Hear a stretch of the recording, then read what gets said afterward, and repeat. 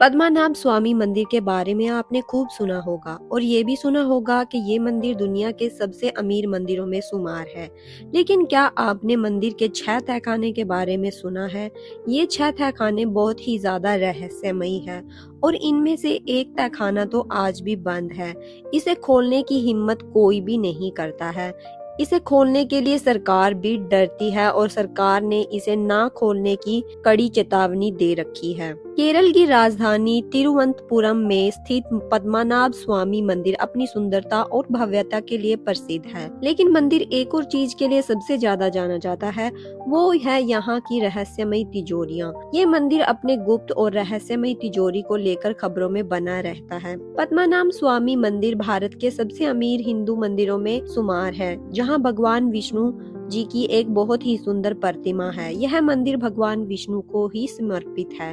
प्राचीन रहस्यमय ग्रंथों के अनुसार मंदिर में 6 तहखाने मौजूद हैं। कहा जाता है कि मंदिर का सारा खजाना इन 6 तहखानों में अलग अलग रखा हुआ था। पद्मनाभ स्वामी मंदिर को सदियों से कई दान दिया जा रहा था, जिस वजह से भी इसे दुनिया के सबसे अमीर मंदिरों में गिना जाता है। हालांकि न केवल धन बल्कि ये मंदिर अपनी वास्तुकला की वजह से भी काफी खास है। जब आप मंदिर को देखेंगे तो आपको केरल और द्रविड़ शैलियों का एक अनूठा मिश्रण देखने को मिलेगा। मंदिर ने केरल की राजधानी तिरुवनंतपुरम को भी अपना नाम दिया था।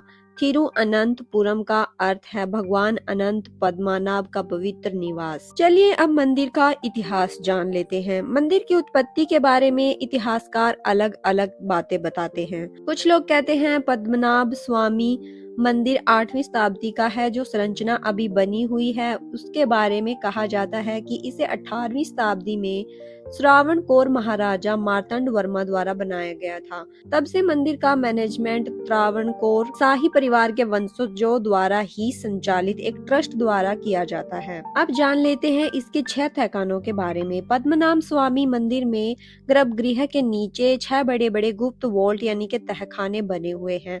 2011 में एक सेवानिवृत्त आईपीएस अधिकारी सुंदर राजन ने मंदिर के खजाने की जांच के लिए सुप्रीम कोर्ट में याचिका दायर की थी। इसके लिए सुप्रीम कोर्ट ने खजाने के बारे में पता लगाने के लिए 7 सदस्यीय कमेटी का गठन किया। तलाशी लेने पर उन्होंने 6 तहखानों की तलाशी ली, जिनके दरवाजे लोहे के बने थे और उन्हें खोलने की अनुमति थी। कमेटी द्वारा उन्हें ABCDE और F नाम दिया गया था। इन कमरों में प्रवेश करना एक चुनौतीपूर्ण कार्य था, लेकिन जब उन्होंने बहुत मेहनत के बाद तिजोरी में खजाने की खोज की तब उन्हें वहां हीरे और अन्य कीमती रत्नों और पत्थरों के साथ साथ 1 लाख करोड़ रुपए की कीमती धातुओं से बनी मूर्तियां और सिंहासन भी मिले। लेकिन तिजोरी B के दरवाजे को नहीं खोला गया। ऐसा माना जाता है कि जो कोई भी उसे खोलने की कोशिश करेगा उसे कई समस्याओं का सामना करना पड़ेगा।